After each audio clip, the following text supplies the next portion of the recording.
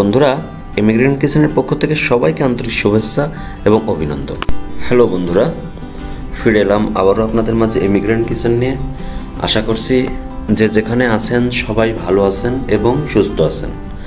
বন্ধুরা, আজ আমি আপনাদের মাঝে নিয়ে এলাম গ্রিন বিনস এবং কাবলি বুট সাথে রুই মাছের কারি নিয়ে। তো বন্ধুরা, চলুন দেখে নিই রুই মাছের কারি গ্রিন বিনস দিয়ে কেমন হয়। চলুন বন্ধুরা, উপকরণগুলো দেখে নিই।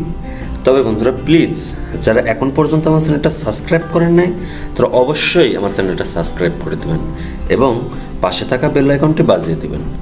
লাইক এবং শেয়ার করে বন্ধুদের দেখার সুযোগ করে দেবেন। বন্ধুরা, কমেন্ট করে আপনাদের মূল্যবান মতামত জানাবেন।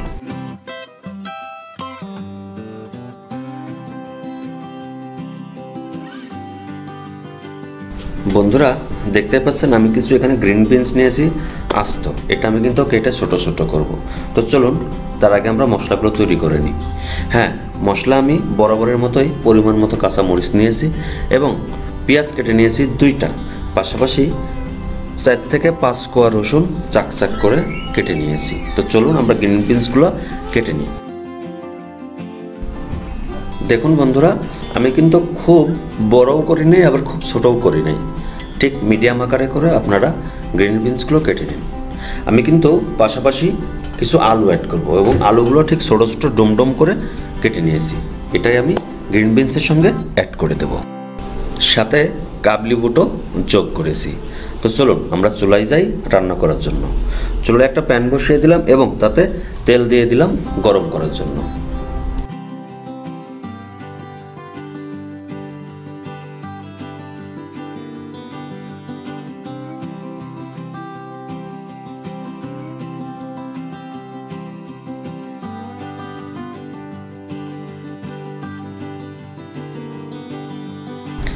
তেল গরম হয়ে গেলে আপনারা জিরা দিয়ে দিন এবং জিরাটা ভাজি হয়ে গেলে পাশাপাশি পেঁয়াজ কুচিগুলো দিয়ে দিবেন। পেঁয়াজ কুচির সাথে মরিচ এবং রসুন এখনই দিয়ে দিবেন, দিয়ে সুন্দর করে ম্যারিনেট করে ভাজি করে নিন।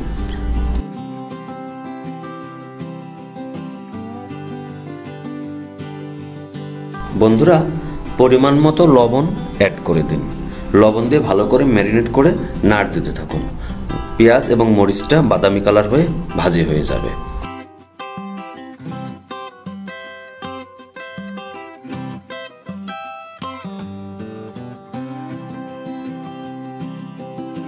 যখন দেখবেন পেঁয়াজ মরিচ 70% ভাজি হয়ে গেছে, তখন আপনারা টমেটো কুচিগুলো দিয়ে দিবেন। আমি কিন্তু আগে টমেটো কুচি রেখে দিয়েছিলাম 2 রকম করে, আমি আরেক রকম পরে ব্যবহার করব। তো এখন ঢেকে দিন, টমেটোটা গলে যাবে। আর ঢাকনাটা উঠিয়ে আবারও নাড়া দিয়ে দিন। যখন দেখবেন টমেটো এবং পেঁয়াজ মরিচ ভাজি হয়ে গেছে, তখন গুঁড়া মশলা অ্যাড করে দিন। 1 চামচ হলুদের গুঁড়া, 1 চামচ ধনিয়া গুঁড়া এবং 2 চামচ মিক্স মশলা ব্যবহার করব। আমি কিন্তু এখানে অন্য কোনো মশলা ব্যবহার করি না, জাস্ট দারুচিনি দিয়ে দিয়েছি আমি যখন পেঁয়াজ ভাজি করি তখনই। তো বন্ধুরা, ভালো করে ম্যারিনেট করুন এবং 3 থেকে 4 মিনিটের জন্য ঢেকে দিন। তবে চুলার আঁচটা অবশ্যই মাঝারির চাইতে একটু কম হবে।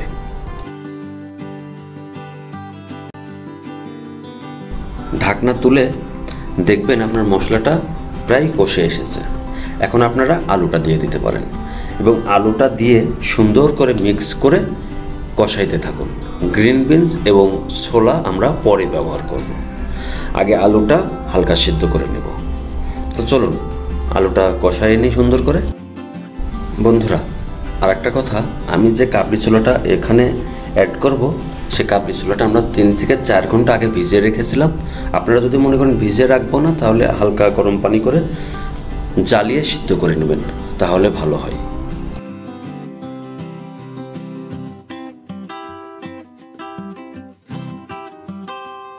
আলু ম্যারিনেট হয়ে গেলে আপনারা 3 থেকে 4 মিনিটের জন্য ঢেকে দিবেন এবং ঢাকনা উঠিয়ে আবারও নাড়া দিয়ে দিবেন।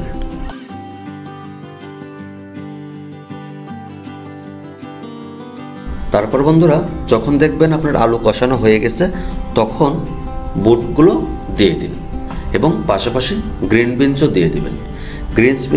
গ্রিন বিনস বলতে আমরা যেটাকে মটরশুঁটি বলি সেটাই।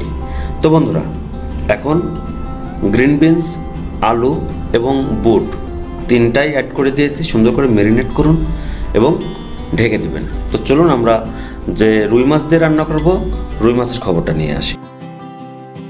বন্ধুরা, রুই মাছ দেখতেই পাচ্ছেন, আমি কিন্তু আগেই রুই মাছটা পরিষ্কার করে ভাজি করে রেখে দিয়েছিলাম। ভাজিটা আপনাদের এখানে দেখানো হয়নি, তো অন্য ভিডিওতে ভাজি কিন্তু দেখানো হয়েছে। তো এখন আমরা তরকারির দিকে যাব। তো চলুন আমাদের তরকারি কষানোর কী অবস্থা দেখে নিই। দেখতেই পাচ্ছেন বেশ মোটামুটি কষানো হয়ে গেছে। আমরা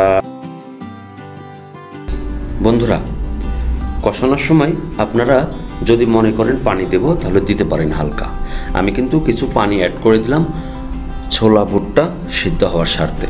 তো আমি হালকা গরম পানি দিয়ে আবারও ম্যারিনেট করে ঢেকে দিলাম এবং ঢাকনা উঠিয়ে আমি আবারও নাড়া দিচ্ছি।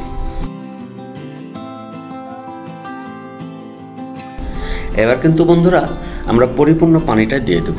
আপনার তরকারির পরিমাণ মতো আপনারা পানি দিয়ে দিন, তবে খুব বেশি পানি দেওয়ার দরকার নেই। পানিটা অবশ্যই গরম পানি হতে হবে। আমি পানিটা কিন্তু আগেই পাশের একটা চুলায় গরম করে রেখেছিলাম। সুন্দর করে ম্যারিনেট করে ঢেকে দেবেন 4 থেকে 5 মিনিটের জন্য এবং ঢাকনাটা উঠিয়ে আবারও ভালো করে নাড়া দিন। এভাবে সিদ্ধ হওয়া পর্যন্ত আপনারা মাঝে মধ্যে নাড়া দিয়ে ঢেকে দিবেন এবং আবারও নাড়া দিবেন। তো বন্ধুরা, তরকারি মাঝামাঝি চলে এসেছে। আমরা এখন টমেটো অ্যাড করব। আমরা এই টমেটো একটু বড় সাইজ করে কেটে রেখেছিলাম আগেই, সেই টমেটোটা এখনই ব্যবহার করে নিলাম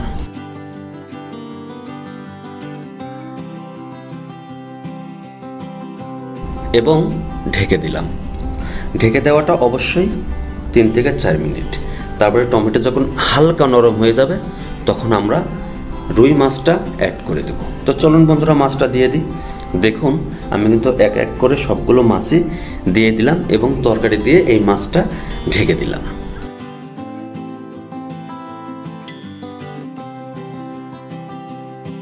যখন দেখবেন মাছ দেওয়া হয়ে গেছে তখন অবশ্যই আপনারা আবারও ঢেকে দিন কিছুক্ষণের জন্য। তারপর আপনার তরকারি হয়ে গেছে, আপনার রেসিপি রেডি। তো বন্ধুরা, আপনারা কিছুক্ষণ জাল দেওয়ার পরে তরকারি নামাই ফেলুন এবং পরিবেশন করুন।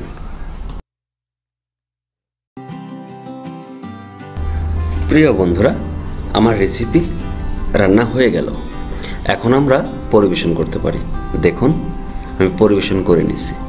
বন্ধুরা, আপনারা রান্নার শেষ পর্যায়ে অবশ্যই ধনিয়া পাতা যারা পছন্দ করেন তারা ধনিয়া পাতা দিয়ে দেবেন। আমি কিন্তু ধনিয়া পাতা খুব পছন্দ করি, সেজন্য আমিও ধনিয়া পাতা ব্যবহার করলাম। হ্যাঁ বন্ধুরা, যারা এতক্ষণ থেকে আমার রেসিপিটা দেখছিলেন তাদেরকে সবাইকে অভিনন্দন এবং তাদের সবাইকে শুভেচ্ছা। বন্ধুরা, অবশ্যই আমার চ্যানেলটা যদি ভালো লাগে তাহলে সাবস্ক্রাইব করবেন এবং লাইক শেয়ার করবেন। শেয়ার করলে আপনার অন্যান্য বন্ধুরা দেখতে পারবে এবং কমেন্ট করে আপনার মূল্যবান মতামত জানাতে ভুলবেন না। তো বন্ধুরা, আমি ইমিগ্রেন্ট কিচেন থেকে বিদায় নিচ্ছি। আপনারা ততক্ষণ পর্যন্ত ভালো থাকবেন যতক্ষণ পর্যন্ত আমি না আরও একটা রেসিপি নিয়ে হাজির হচ্ছে আপনাদের মাঝে। হ্যাঁ বন্ধুরা, আপনাদের সুস্থতা কামনা করে, আপনাদের দীর্ঘায়ু কামনা করে আমি বিদায় নিচ্ছি এই ইমিগ্রেন্ট কিচেন থেকে। আমি আবারও আসবো কোনো এক রেসিপি নিয়ে। ভালো থাকবেন সবাই। আল্লাহ হাফেজ।